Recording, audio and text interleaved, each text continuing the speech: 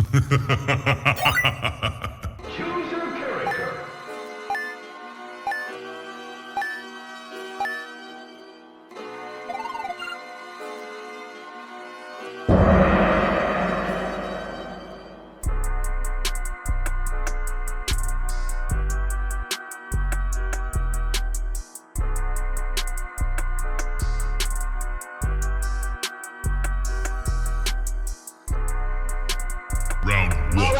All right. Welcome back to the Geek Set Podcast, the only podcast that blend hip hop culture and geek culture together. I'm your boy Deuces, and this is One-on-One with Deuces, the place where I speak with creators, curators, and people that you should know. And right now, man, I got somebody that is just really, really dope in the culture. He is embedded in the culture. He's working with somebody who is known for pushing the culture, and he's part of one of the biggest, dopest networks out. I'm talking about the CEO of Revolt TV. We're speaking with Detavio Samuels. Man, how are you doing, brother?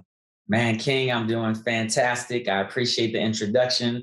That's one of those intros where they're like, yo, I got to carry you with me everywhere I go. All that energy, all those flowers, man, I appreciate you, King. Well, you know what? Props to you guys. So on every episode, I always give praise and salute to Noriega and Drink Champs because they are normalizing giving people their flowers while they are here. And I wanted to make sure that I do that for some of our heroes, for a lot of the people in this Blerd community.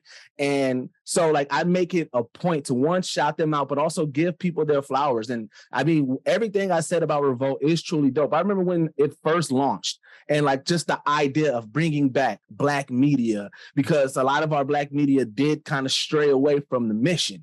And so it's like, all right, you know what I'm saying? We have Diddy, who is just a known name for pushing the culture, elevating the culture, and just all the programming and things that you guys had planned and everything. And it's seeing that evolution and the investment that has been went into like creators and actually getting people of the culture to report on the culture, like grabbing Drink Champs to me, like that was just, I felt like I won because I'm hip hop, but also knowing who Nori is and effing is and the work that they put in, and then just being able to see them on this Black owned network and just the love and support that they show. I was like, yo, I love everything about Revolt so much, man. So it's like, I make sure that those words come out sincere because what you guys bring is dope.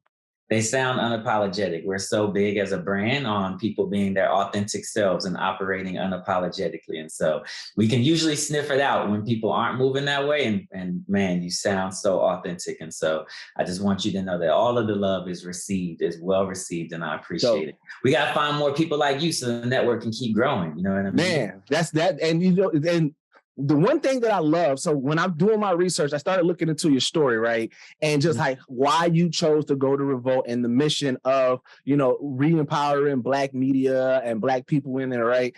And the one thing that like where my journey was like, yo, this actually is kind of like, I see like where it can go is because when I first got into podcasting, like I just like everybody else, I just wanted to talk about hip hop and stuff like that.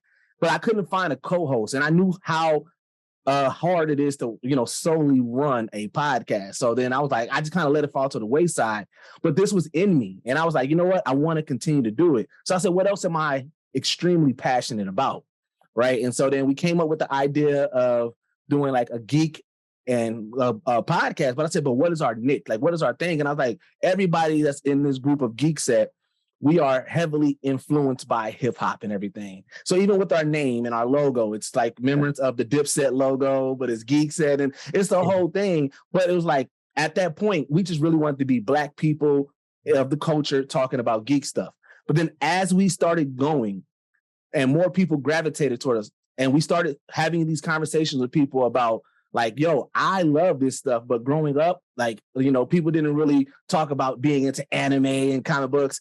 And so then I started realizing like, yo, we are a representation of something. And so now we started getting way more professional with it. We started getting, you know, trying to say like, whatever we do, we have to do with the culture in mind, that this is something that's a little bit new to people because everybody thinks Urkel. Everybody thinks Urkel when you think of a Black nerd, but when in reality, it's not everybody like Urkel, right? And so it's like, once we started doing that, and then we started embracing that and trying to also uplift and empower other voices, it became a mission like, yo, we want to be not only within the culture, we want to be people that help and push the culture, right? And so as I read like your journey and why you went to Revolt and the things that have changed since then, the moves that has been made, that's where I'm like, yo, that's where you see the vision. Like, why is Black media so important to you? I wanted to get that from you. Like, why is that such your important mission for you? Yeah, I actually, I want to say two things. One, I want to jump back into this notion of who you all represent. And I would say for me, you guys are representations of Black freedom, right? So I'm not sure how old you are. I'm 41 years old. And I say this all the time. When I was growing up, which was very much like the beginnings of hip hop, like the taking off of hip hop, the NWAs, the Biggies, the Jay-Z's, all of that, right? And that era, when we were young, you could only be one way, which was hard. Yeah. And so if you wasn't the hardest cat on the block, like folks were testing you every other second, right? And so we didn't get to be Black skateboarders, and we didn't get to be Black nerds, and we didn't get to be Black geeks. And so what you guys represent to me is like freedom and how much growth has happened in terms of who Black people are, and how we are just a bunch of communities within a community. But you represent so much freedom to me, which is why it's dope to see you guys doing what you're doing and building the audience and making being a geek cool, because when I was young, we didn't have that opportunity. So I love it.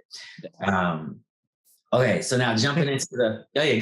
Go ahead. I was going to say, man, I appreciate that, and that's always been the funny interactions, because when we do like our live podcast shows, it's a weird group, because it's like we have like true geeks, but then we have like the most hardcore dudes ever, right? But like, so that's why like I started doing things like where I introduce people to anime. Like I make lists in the words and terms that people of certain cultures would definitely understand. So like if you're always hard because that's how you grew up, I'll make a list. All right, so if you're looking for an anime where dudes is catching them hands, you got to watch this. But it's right. Dope, because it's like I always tell people, like, right now today, there's two cultures that are pushing everything. That is hip hop culture and that is geek culture. Because if your commercial, your company doesn't have any hip hop elements to it, you're disconnected from the world. And if you're not, and then a lot of the movies and everything are based off of either a graphic novel, a comic book, a video game, or something of that nature. So it's like these are the two biggest cultures, and they kind of have similar starts. Hip hop was outcasted. Being a nerd was outcasted. Then it became hype beast, and then it became cool. Then it became embraced. And so it's like you're seeing that, and so every time they interact, and even if you think back, you have RZA, who was heavily, and Wu-Tang, who was heavily influenced by geek culture, comic books, and kung fu flicks. Yeah. So it's like, it's like I love seeing those cultures combined. So what you're saying about Black freedom is like yeah, that is it. Because like is some of my hardest cousins, they'll come to me like, yo, man, like I see you talking that geek stuff, like, what should I get into? Like, they don't know where to start, because all they know is like, what society has, showed us what a Black geek is or a geek is. And so I love that we're breaking down those walls. And I love that people like you are seeing that, because that's always been like my wonder. Like, okay, how do people who may not be in this culture, how do they see this culture? And so, so the fact that you are seeing it that way, that lets me know we're on that right path. Yeah, man, that's exactly what you said. Society has always put us in a box. What we need to be as a culture is unboxed, and you guys are a great representation and an expression of that. Thanks. So now getting to the media question. Yeah. Like, so you wanted to, help get media, and specifically Black media, back on track and everything. How did that become your mission? Yeah, a couple of reasons. And it's, ultimately boils down to the idea of that Black media really matters. Why does Black media matter? I'll give you a couple of things. One of my favorite quotes is Plato says, "Those who write stories rule society." In other words, if you aren't authoring the narrative, you can't run the world, right? So if we just look at what's happening in the Ukraine and Russia, right? When you talk to people in the Ukraine, what they say is like, these people ran up in our cribs, they bombed us. Now my kids are sleeping on the subways, schools are burned down, hospitals are burned. Like, you hear a very different story than if you go to Russia, who's like, yo, that's all fake news. Yeah. Those people are all making it up. Whoever owns that narrative, whoever gets to have the dominant narrative, that becomes the truth. And so when you look at Black people who have never ever owned our own narrative. We have never been in control of our narrative. Our narrative has always been told by the others, right? Another one of my favorite quotes is this African proverb that says, until the lion learns to tell its own history, the tale of the hunt will always glorify the hunter. We live in a world where the hunter has always been glorified. Mm-hmm. And so Black media matters because you have to take the pen, put it in the hand of the lion, and let the lion tell its own story. So that's one of it. It's just like, you can't rule society. You can't change the world. Media is simply the industry of ideas. And if you are not the one putting ideas into this world and into this earth, then you are just a victim and left with whatever the people say about you, right? Mm-hmm. So that's one. I think two, Black media has always played a really important role. And I'll say specifically in America, it gave birth to our first millionaires, right? When you think about those folks who created the first Black newspapers, it was the place who told our stories through our lens.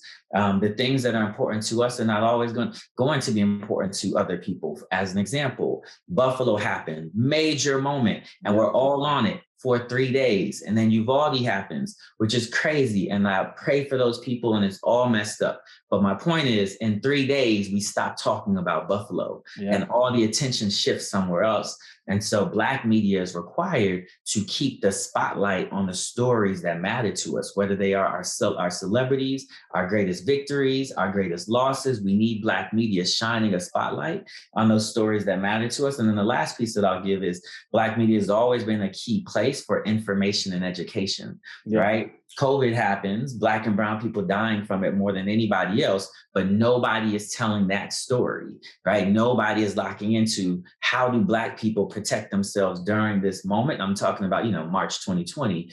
How do Black people protect themselves in this moment? No one's even paying attention to that. I can tell you I was on the phone, and I'll close with this.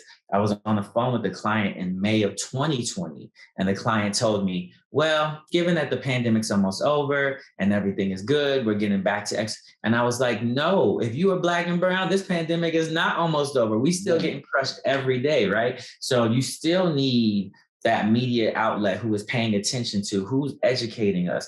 We don't care about red. We don't care about blue. We care about the Black perspective. Who's giving us news and information from that lens. And that's what, like, exactly what you said, because I feel like the media doesn't even know that that's what our focus is, right? Like, I tell people all the time, no matter how you may feel about Charlemagne the God, the one thing that Charlemagne the God preaches is that, like, when you get out and vote for the interests of yourself, of Black people, right? So it's like, pick your candidate based off of what they are going to do for Black people. And like, unfortunately, like I said, a lot of people don't pay attention to politics, right? And so I know for me, like, it didn't happen until Barack Obama got into, and I know that I didn't pay attention there, but when I started seeing the barriers and the hurdles that he had to go through, I said, wait, I got to understand why he's going through this. And I started learning a little bit more. And of course, a lot of us, we grow up Democratic. Like, that's kind of like embedded in us. But like I said, there are some Republican ideas that, actually benefit us. So then I started changing my perspective. Like, though I may lean more Democratic, like, let me hear what people are addressing. What are these candidates going to fight for us and stuff? And again, that comes from from hearing Black media talk about it. The top people that we know, like Breakfast Club is the top radio show. So of course I'm watching that every day. And when they started shifting and just not only having hip hop people and started having more, congressmen, more people talking about mental health, more doctors, you start unlocking different things that you're like, okay, my focus needs to be here. But again, I feel like white media wasn't teaching us that. Like, that's something that if Charlemagne didn't get on that plight, it may have been a while before somebody else stepped into that. But then now you're hearing so many other people empowered to talk about these real issues that the Black community and Black people are dealing with that the mass media really didn't start even acknowledging until the pandemic. When everybody was forced to sit down, that's when they start saying, oh, this is what you guys are dealing with. That's right. But even now you can see how quickly that almost feels like that's flown by, right? One of the reasons why I think we are in such a special moment and why we have to move with a sense of urgency like we have never moved before is because this moment is so unique. Like you think about what it took to get, right now, like I can tell a story that say Black media is 1% of the marketplace. Brands have come out and said they're going to get Black media to 2%, 4%, 5%. Some, the market is growing 4 to 5x. Yeah. What it took, and by the way, 4 to 5x means 5 cents, which is still almost zero, right? Like, but let's take a look at what it took to get there. You literally had to have a global pandemic where nobody could go to work, where everybody was at a standstill, where the NBA decided not to play games, so you had no sports to watch, where you had a man who ruthlessly murdered a man by putting his foot on his neck for not his knee on his neck for, like, look at what it took to move. Man. We're not going to get another moment like that. You know what I mean? So it's like we have this moment, and that's why I feel so blessed to be a Black man in this moment, in the position that I'm in, because this moment is unique and this moment is special. And we have to do everything that we can to not just crack the door open, but like break the door all the way down. You know what I mean? Like keep our foot on their necks, because we're not going to get another moment where people are sitting back and are going to take the time to try to process things through our lens. Right now, everything is back to business as usual. You know what I mean? Yeah, and to kind of bring it back to like certain things that Revolt has done, because like when we talk about also the emergence of Black media and getting things back to where we're reporting on the news, and just reporting in general. One of the things that I love, and again going back to Drink Champs, you start uncovering other talents from other people, right? Like, if you know Nori's history, the fact that he is a leading media person is wild, right? But then also on Drink Champs, I feel like the world uncovered that Fat Joe is one of the most amazing storytellers that we know. And because it's like every time he speaks, whether it's on his IG or when he was on Drink Champs, the stories and how he talks about it, he paints such a vivid picture that you're like, yo, like this is like he's like Ali Sadiq. Like it's like that level of storytelling from Fat Joe is so dope. And so like that's Revolt investing also just in like taking that chance and investing in that talent. Like so like when you are looking for people and stuff like that, like do you guys have specific criterias, or is this like you're playing it by ear? Yeah, two things on that. One, I love that you see that we take it very personally, and we have a responsibility to demonstrate that not only is the Black community and Black culture and hip hop culture multidimensional, but the characters and the individuals within it are, right? And so let's use an example. You have Soulja Boy. People may see Soulja Boy and he's making songs about drinking this and smoking this.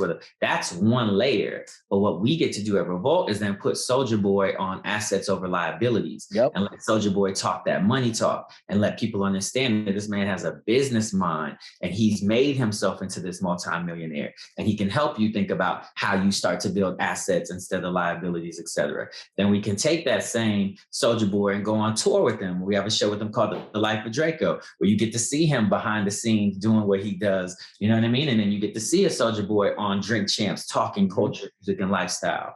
And so we take it very, it is very important to us that we highlight the dimensions and the dimensionality between the talent that is driving hip hop culture. And as we're looking for talent to plop into, I think there's kind of like 2 or 3 things that we're paying attention to.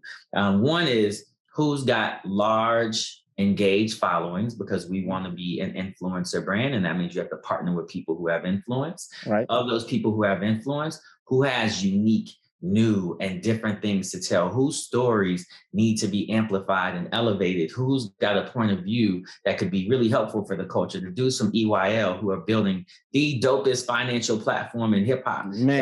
Those gentlemen have something to say that is important for the culture. And so we want to lift and elevate them up. And then I think it comes to this third piece. That's the piece that I started out talking about. Even better when those folks are multidimensional, because we can move them around the ecosystem and introduce our audience and our fans to these people in various different dimensions outside of the core one that they're used to.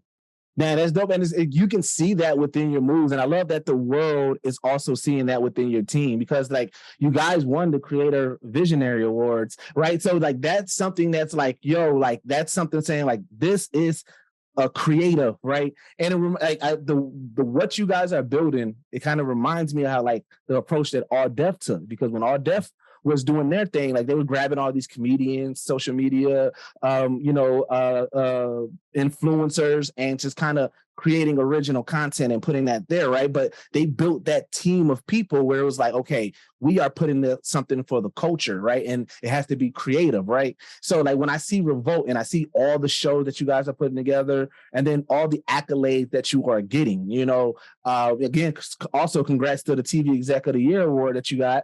But it was just like, yo, like it's really dope to see that you guys have that ecosystem, because yeah, you get to see the cross branding of it. You get to see somebody who they have this show here, but they're also on here reporting here, or they may wrote an article on revolt.com. Right. It's like you're starting to see that. And I know that you got the big vision of like, a black owned Disney or Viacom. Right. So it's like knowing that is like, yo, like you guys are laying those building blocks. But yeah. I got something that is going to blow your mind. And I don't know if you remember this. I put it in my random questions, but you had attended a Blitz conference in 2015. Does that? Yeah, it was the Radio 1 Blitz. That was our thing. Was that maybe? Yeah, it might have been the launch of 1X Studios. It was like we had all the talent, like performing. Okay, yeah, that was. Now, was you a part of Revolt at that time or no? No. So I was working for Kathy Hughes at Urban One and Radio One, and so it was the Radio 1 Blitz, and I was launching.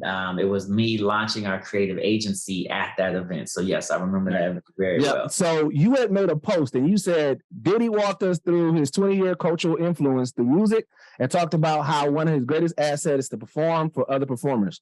He's a beast. Now I gotta catch him.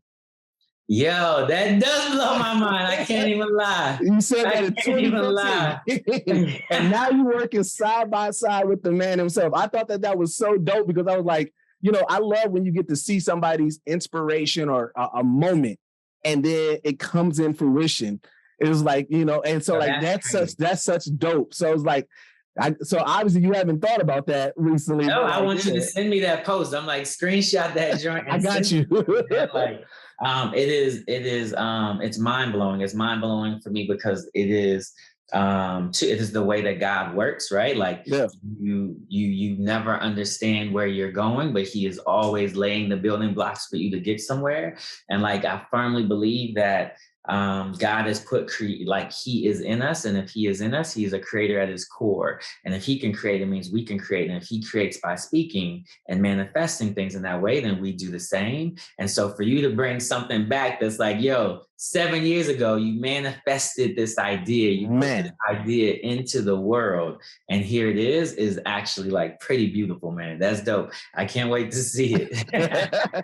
So I like working with somebody like Diddy is known for just go, right? He has all these ideas, and even at, as his longevity, he's still not stopping, still reinventing himself. How is that work environment? Like, I got to imagine they got to be super empowering to be right there and see that work and see things, not only of Diddy just saying, I'm going to do this, but also it being done. Yeah. Diddy is, I call him Mr. C. Sean Combs. He's so many things for me. He is aspiration, and specifically in the way of like, he is Black freedom represented. Like, I want to be the freest version of myself. Mm-hmm. And every day I get to wake up and look at a boss who is the freest version of himself. That man don't move unless he want to move. He don't talk unless he want to talk. He gonna say, you know what I mean? Like, and I love having that example. Too, you mentioned this notion of empowerment. Because of him, I am the freest version of myself. You know what I mean? Like, I remember I was probably in this role for like a year, and someone who had worked with me a long time was like, yo, you look different and you sound different. And they were like, I don't ever think the world has ever seen you at full speed. You might not have ever seen you at full speed. And my only response back was, I'm able to be this because Sean Combs enables and allows me to be the freest version of myself. He empowers me to do that, which is lovely. And then, the other piece, which I talk about often, is he forces us to dream big. He is a man of magnitude. He doesn't move unless you're going to be the first, the biggest, the baddest, the largest, the most powerful. And so you can't put a plan in front of him. You can't put a deck in front of him unless you are trying to dominate and take over the world. And so to have someone on the other side, I've always been a big dreamer. I've always been someone who's myself. To have someone on the other side who pushes me, and not only pushes me and says, go further, but also says, this is possible. Dream big. Like, don't get confined to the look. Like, I've never worked in an environment like that. And I'm so grateful to lead and to serve underneath his leadership, because it has truly been game changing for me. Like, everybody has the stereotypical on what a Black geek is. Are you familiar with the term Blerd? Blerd, no. Right. Some people said it came off of Scrubs. Some people said it came off the internet. I don't honestly really know. Don't you see the skin, the eyebrows, the hair? Yo, my geeks still rock, you know what I'm saying, Dunks or Jordans or whatever. Did I do that? It's exciting. It's like, holy, oh, my dog is gonna start barking. It's all right. She's excited about it too. And same as you said, like a barbershop talk, like we would go into really in-depth conversations about these theories and like, well, what if and how come? It's not unusual to be right? But we talk about anime, video games, comic books and stuff like that, but when you hear us talk about it, the passion sounds like we arguing Jordan and Bron. What do you mean? What does that even mean? What does that even mean? Like, it sounds like barbershop talk. Because you don't know the history, don't mean it ain't happened, dog. You broke that down right there. But when you see the Black geek, you don't see that. You see the socially awkward glasses. Well, this is me. And that's not a lot of us. A lot of us do sound and talk like us. You know what I'm saying? Because it becomes stereotypical, as if that's where our strength comes from. I don't know the geek that you talked about before. I know the geek you're talking about right now, though. It was sort of a call sign so we could find each other on message boards. Anime gives you life lessons throughout that whole thing. Like, there's not one anime that I know of that doesn't teach you to never give up. It's just like, I just love seeing us go into the world and go into these different spaces and create things that weren't there before. And then it was like Miles Morales is like the normal, Black person in the United States. That was my first Blerd moment, was seeing, Storm on the X-Men cartoon series. And I was like, wow, that's a Black woman and she's strong, she's powerful. That's what I want for us. I want us to be that voice.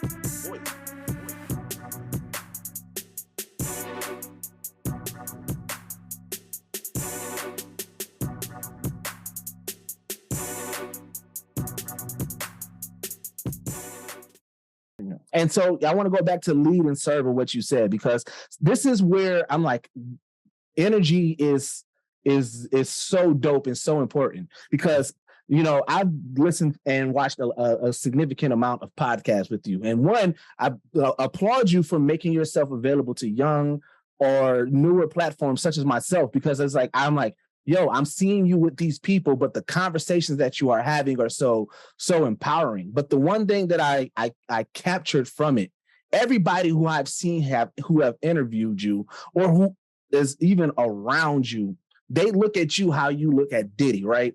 Mm-hmm. And so I know for me personally, even in my regular 9-to-5 that I'm still working, I'm a big dreamer. And I always say that I'm never going to be somebody that tells somebody that they can't do anything. I don't care how old you are, how late you are. I don't care how young you are. I'm going to be that, because I know that there's more people that's going to say that's going to tell you no than they are going to tell you yes, right? And so I've taken that task on as part of just my walk of life, right? But knowing that, and knowing that a lot of people now look to me to help empower them or be their cheerleader, there's very few people that I know that I can look to for that, on the opposite side, right? So I get a sense of that, you've always been that type of person to help push people with their dreams. But now you have somebody directly like Diddy that can empower you. how has that shift been, being able to not necessarily have a mentor, but have somebody that's there that's like, I can learn from this person and he's also pushing me. Like how has that been? Yeah. Part of what you're experiencing is where people get to that quote that's like, it's lonely at the top. You know what I mean? Like I'm the giver and I'm pouring out, and like there's not too many people who are giving to me and pouring into me. How has it been working with Sean Combs in that respect? It is it's game changing. It's game changing because Sean Combs is not just the person who says it and talks about it. I mean, he's the person who does it. He walks into the room and shows you that it's possible. If the man is saying, yo, we could raise $1 billion, he's gonna walk in that room and show you can raise $1 billion. And I'm a firm believer that exposure to the next level breeds an intolerance for your current situation. So to have someone who is consistently exposing you to new things and new possibilities only consistently makes you intolerant about the situation, because you're like, we could be doing more, we could be being bigger, right? And so I am grateful that he gives me that exposure, but I'm even more grateful that he is a man who leads by example and demonstrates it in his walk. Because I'm not the type of person that has to sit up under somebody for, 10 hours a day in order to catch an idea. You know what I mean? Like, I'm the type of person who's like, yo, you could spend 5 minutes with me, or yo, I can just sit back and watch the way you're moving. I'm gonna study and I'm gonna learn. And so I think it's the proximity and the access that is really valuable. I don't need him to spend, a whole entire week for me pouring into me. I get it by watching the man because he's living the things that he is saying he wants to do. Yeah, and that proximity means I understand that to full, like even in personal. So we talked in pre about it, but like there was a moment, what I'm saying, where me and you got introduced.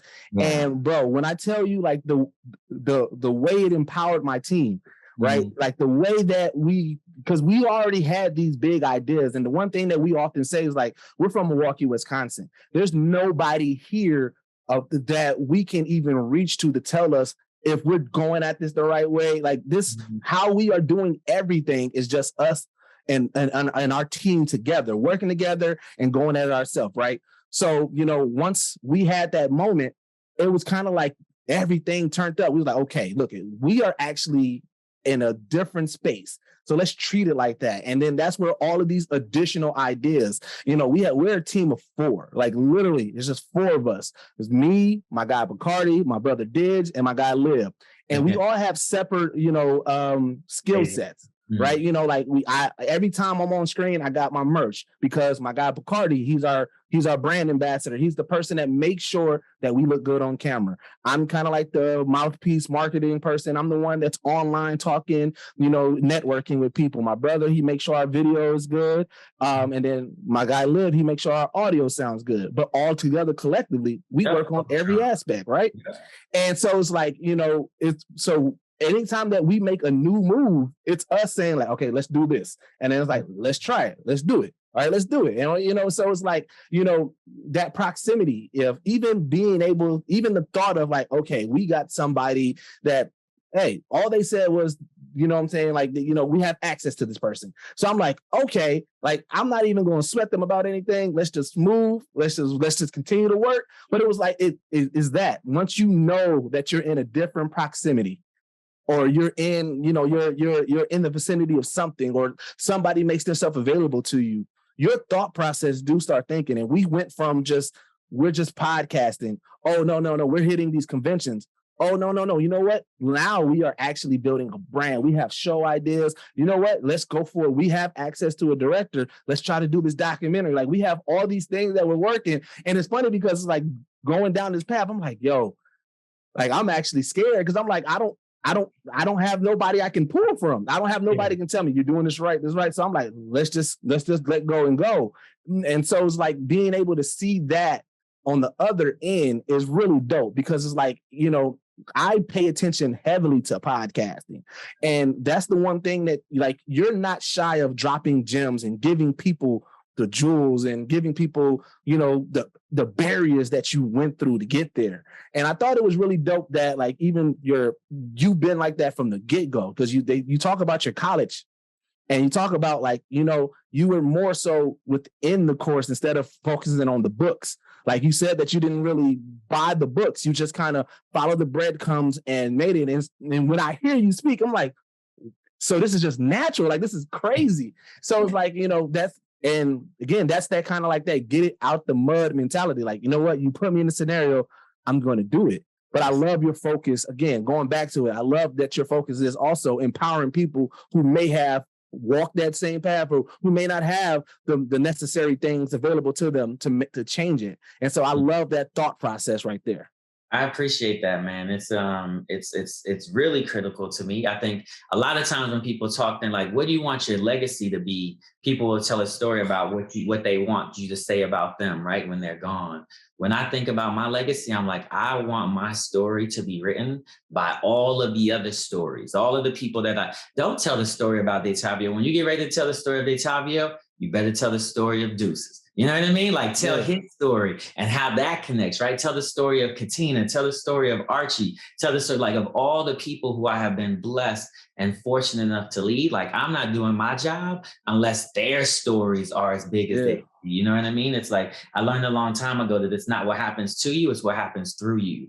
And so I'm always trying to give my energy just to the people who are out there. So anyways, I appreciate the fact that you can see that. And I mean, it's funny because crossing paths with certain people, I had the privilege to interview comedian CP.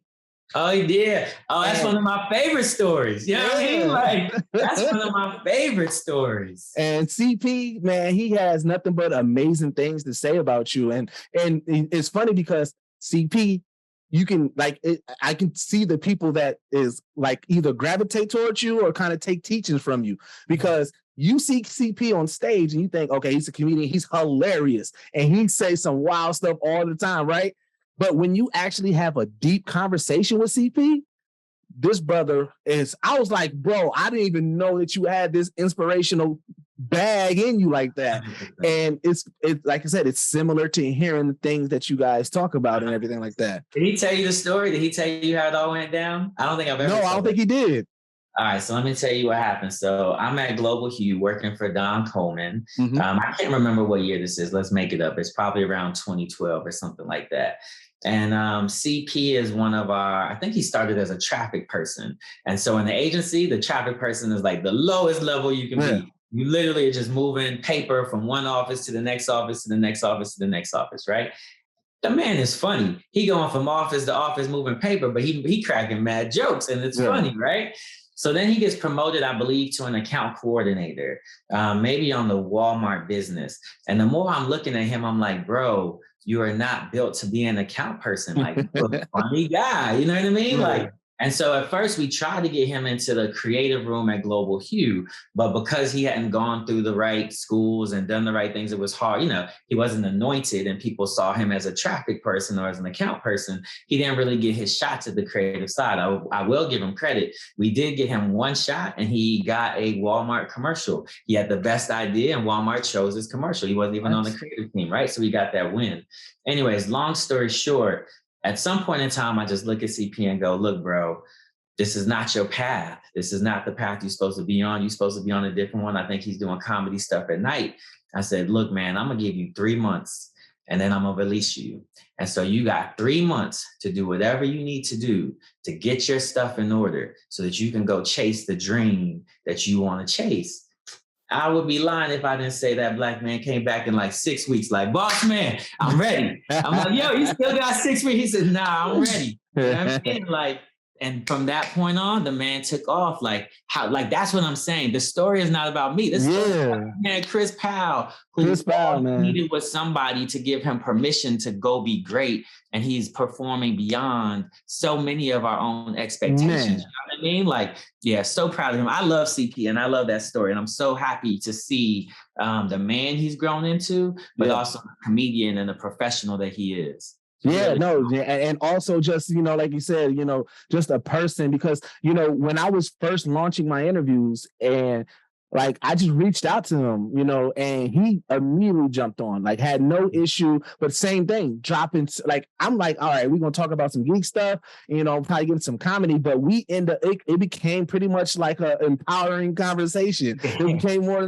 and that's when I was like, yo, like I became more of a fan. And then like knowing his aspirations of, you know, when he wanted to like, you know, get like real serious with acting. And when he bodied that role in Love Life, I said, yo, like, bro, he was the best thing. I was like, it's already amazing cast, but his portrayal of that character was so dope. So yeah, it's like, it is that full circle, man. It's like, it's really dope.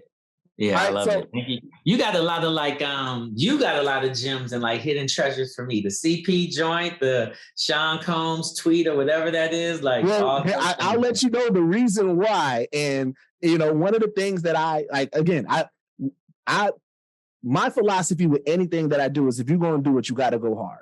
Mm-hmm. But also knowing that I'm Black into this space, I said, I need to make sure that also it is a good conversation. So I'm not just going to say, yo, I got Detavio. All right, I know he does Revolt, and then that's it. No, I'm going to do research. I'm going to watch old podcasts, read interviews and things like that. But one of the things I love, and again, this is where it happened for me.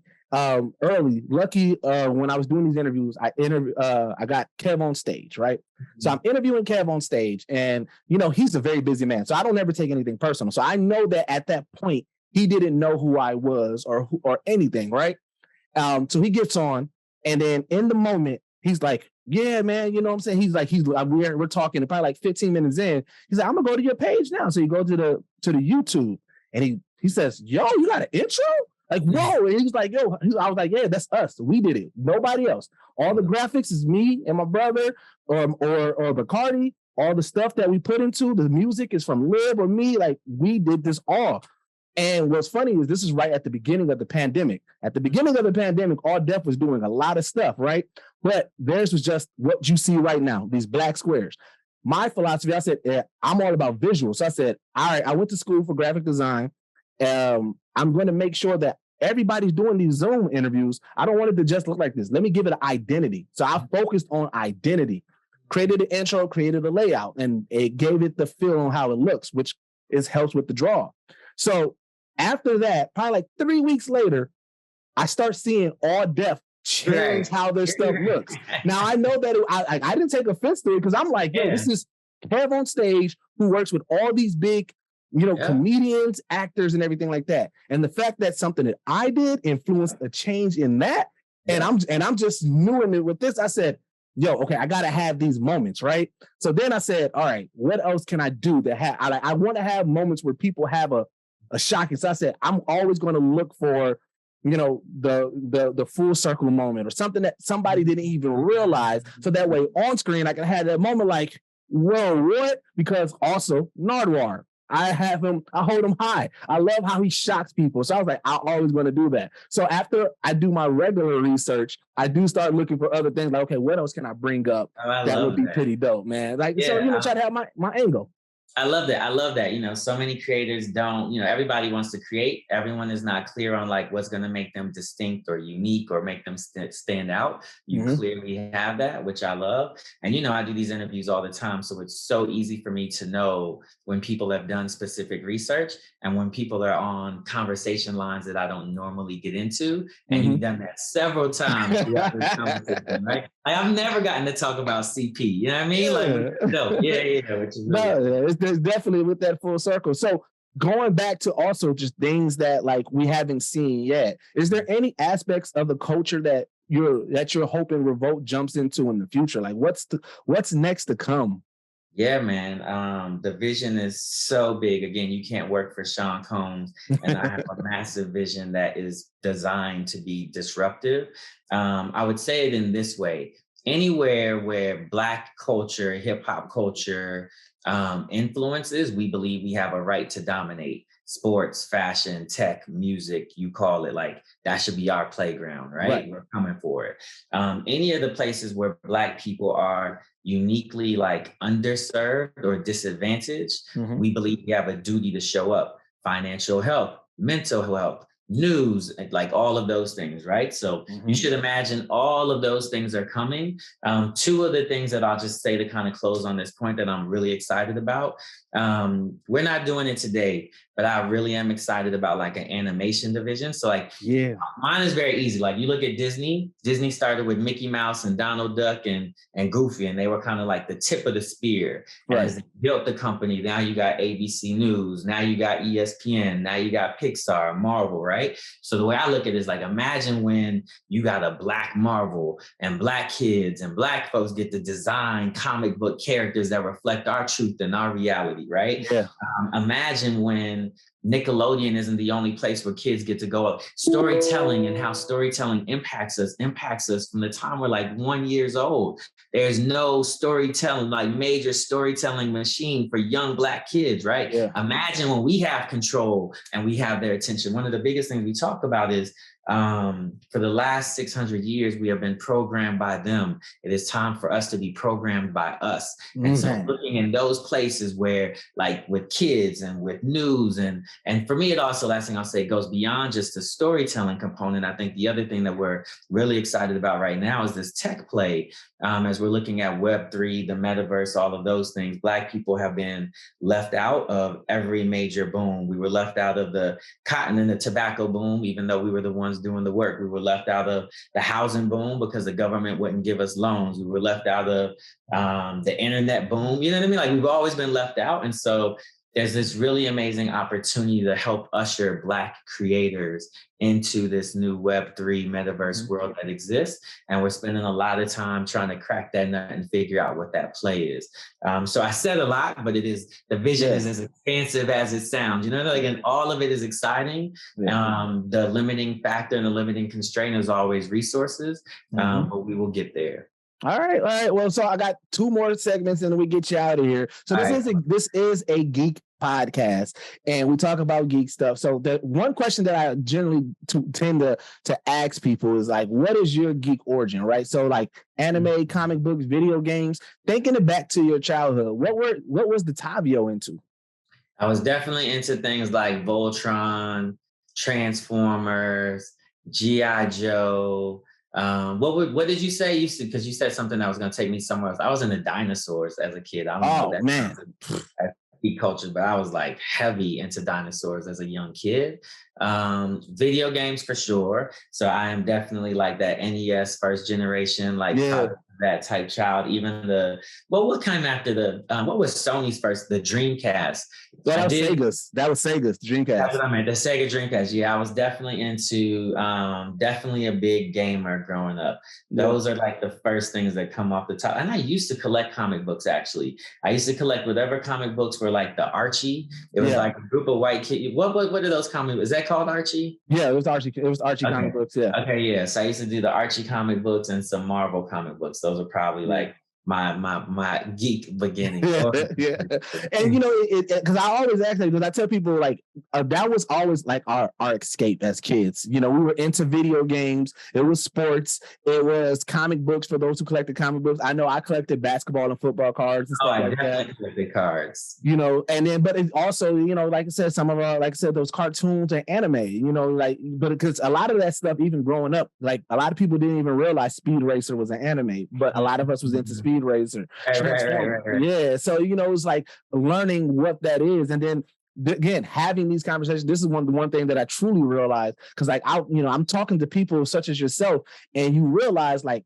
that is something that is within our hearts like forever. And so the fact that now they're being taken serious, like that's why it's so much of us being like, we're excited about this, because it's like, yo, we kind of left that alone because it was like, we're forced to, quote unquote, grow up. But it's like, you can still be grown and enjoy this thing. And that's the one thing I tell people about anime heavily is like, the aesthetic, when you first see it, it seemed like a cartoon or a grown-up cartoon, but the storylines and the writers and the things, and then when you start seeing things like the Boondocks, which is pretty much an American animation who's influenced by Japanese animation. The one thing, like you said, what they put in the Boondocks, that balance, as that Charlemagne says, the balance between righteousness and ratchetness. Like you get that balance, but it's telling stories by us. During Black History Month, we did a project where we just, worked with a whole bunch of Blerds, and asked them, what does Black History Month mean to you? And what really came from that is I was just researching Black History Month, and I realized, I said, man, what does Black History Month mean to you is done by a white organization. And I said, I mean, I'm not mad at it because we still need it, but I said, why isn't anybody Black doing it? And then I said, why don't we do it and add the Blerd aspect to it?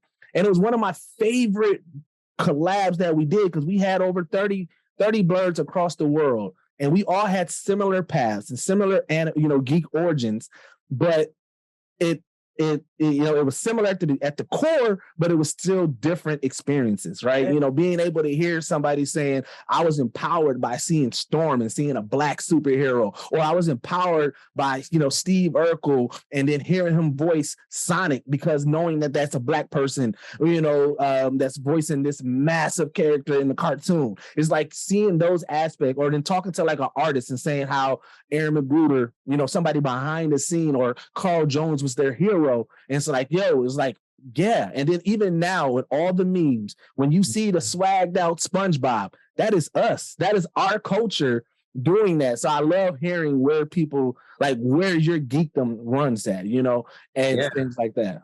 Yeah, I love that. And I love hearing you reclaim, take back ownership of Black History Month, right? Like at the core, that's what Revolt is all about. It is this idea that we want to shift the word. We want to shift the narrative for Black people globally by building the world's largest storytelling engine. Why do you want to build the world's largest storytelling? Because when Black creators tell their story, it sounds different, right? And we just know that to be true. When women tell their story, it sounds not like I wanted it. It sounds like me too, right? When the LGBTQ family tells their story, it sounds like love is love. It doesn't sound. When we get to tell our story, it is going to sound different. Yeah. And it's not one thing that we've done. Those stories we've created, music we've created, IP we've created, that hasn't changed and revolutionized the world, right? Yeah. And so we wake up every day trying to make sure that people like you have a microphone and a platform to do your thing, because we believe that when folks like you have that type of a platform, you can change the world. Dope, man. All right, so we do a top 5. I wanted, because this has been a very influential podcast today, I want to do, what is the top 5 influences in your life? It can be people, it can be a moment, but just 5 influences, and it doesn't have to be in order. I give that caveat because I know sometimes it's hard to put them in order. Yeah. Okay, cool. I'm going to do, and I might cheat a little bit, but let's just do it. Okay. I'm going to start with Christ. I always start with Christ. That is my anchor and my core. I want to be a man who is anchored in love, who is here to serve. I very much believe in servant leadership and all of those things. And so love and grace and humility are all the things that I want to represent. And I think that comes from being a disciple of Christ. So that's 1. 2, I will say, in this moment for sure, Sean Combs is a major influence in my life. I don't think you can, I serve a godly king and then I work for an earthly king. And I don't think you can work for an earthly king and not feel the influence and the impact of being in that ecosystem and what that creates and allows. And so I'll say Sean Combs next. I want to say my parents, and that's maybe a cheat one, my mother and my father. I used to think that I was my mother's child. And then as I grew older, I started to see a lot more of my father in me. And now I feel like I'm pretty much 50-50. But this idea, like my mom gave me my faith, but my father gave me my love and my passion for Black culture and Black community, Black people. And somehow God put that all into one, right? So they become a major influence for me. I'm going to say one that people may feel a little way about, but Kanye. I've always been a fan of Kanye. I recognize that he's got some mental health challenges, but I don't think you abandon the people you love because they go through mental health battles, right? I think you find a way to love them through it. And the reason why Kanye is inspirational for me and why I think he should be inspirational for everyone is because Kanye fundamentally believes at his core that he can move the world. When Kanye was complaining about fashion and all of it, was like, yo, God put me here to move this and they won't let me do it, right? And I think about, what if we all woke up every day with that type of energy? You know what I mean? Like, God put me on this earth to tell stories that can move and shake the world. Like, let me in, you know what I mean? Like that fight and that battle. And then you look at what the man has done. You can't say that he hasn't had a major impact on the industries that he's touched. You know what I mean? So I'll give him to you as my 4. And then I got to come up with one more. I'm searching. You know what? I'm going to cheat again, but it's my truth. I was blessed in college to pledge a fraternity, Kappa Alpha. Oh, yeah. I pledged a very specific chapter, the Iota Xi chapter of Kappa Alpha Psi at Duke University. And man, when I tell you, like, I wouldn't be here without that group, that collection of men. When you talk about like got it out the mud, it's like, when you get it out the mud, who helps you find your way, right? So when you a 17-year-old kid, but you got big brothers who are 23 years old going to Harvard and Stanford and Wharton, it goes, oh, again, exposure. I can do that. You know what I mean? Like, when you're making decisions between careers and corporations, do you want to stay here doing the 9 to 5, take this blue pill, or you want to jump out and be an entrepreneur and build your own world? Like, my fraternity has been my brothers, my closest friends, and my mentors, and has had a tremendous impact on my life. So those will be my 5 for today. Nice. So I love fraternities, man. Like, it's one of my biggest regrets is one that I didn't go to a HBCU or I didn't pledge, right? This is crazy. So the interview before you, I interviewed Laz Alonso, right? Talking about the boys, and I forgot which fraternity he pledged, but we talked about fraternities, right? And he said something, and that made me start looking at Blerd culture a little bit different. Because I was telling him the same thing I told you. Like, one of my biggest regrets is I didn't pledge and I didn't go to a HBCU. And he said, but what you got to realize, because he's a big Blerd himself, he said Blerd culture is pretty much like a frat. And he was telling it, he was like, because the empowerment of everybody, and he was like, the mission and uplifting everybody. And what is funny, because talking with my podcast, one of the things I told him, I said, one, I do music as well. That was my first love, my first passion. Coming up in music, I've always been faced with like a crab in the barrel mentality, right? There's like my success, other people view as a deterror to their success, right? So that love may not be public, but privately, they were like, oh man, you're doing your thing, right? So I kind of got PTSD on chasing something that way, right? But during doing Geek Set and being a part of Blerd culture, I've never been faced with that. We got put when we were blessed enough to be interviewed by Forbes, and we thought that, like, I'm like, okay, we did it, but I'm like, oh man, it's going to be kind of wild, man. You know what I'm saying? But the outpour of love that came from the Blerd community, from cosplayers, from people that we just got to talk with and we work with, it was overwhelming to the point where I was like, yo, I was embracing and expecting the hate and the adversity, and it wasn't there. I got love, yeah. Right. And so I was like, yo, this is like, it is truly kind of like a frat, because it's like, even outside of that, when we announced that we're working on a documentary and we're crowdfunding because we want to tell our love letter to the Blerd community, so many people reached out, not just to say congrats, but also, what do you need? And I know, hearing from sorors and, frat brothers, that like a lot of the times when they're starting a business or doing something, they have that resource of people to say, what do you need? Let's help you be successful. And I know in the Black community, we talk about that a lot. We talk about, we need to do that more. We the Indian Americans, and we talk about how they come over and they come over and they set each other up. Learning about how Middle Eastern people treat the purchase of gas stations. Like, it is so dope to me how that they'll purchase a gas station and they'll have a fund, and they'll say, okay, this person, as soon as they get over to the States, we set them up.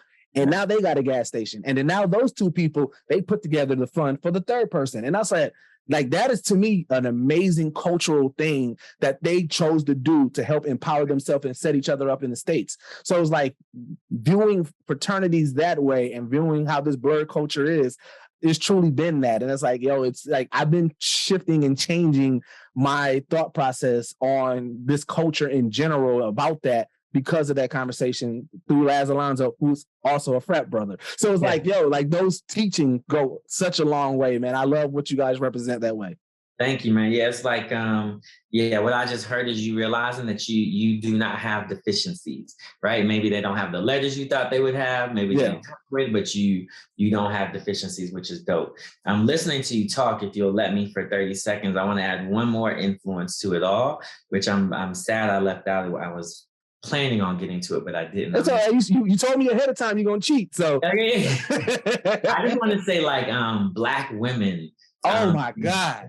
Like in general, like if I think about like today, some of my closest from Black women, I've learned what real love looks like. I have learned what cheerleading, like Black women will cheer for you like nobody. Like, and I'm trying to mimic and model what I see them, but they are like the fiercest lovers, the fiercest cheerleaders, the fiercest champions. If you look at my Revolt books by advertiser, if I bet you money, if you look at the top 5 brands, there's a Black woman championing each and every single one of them.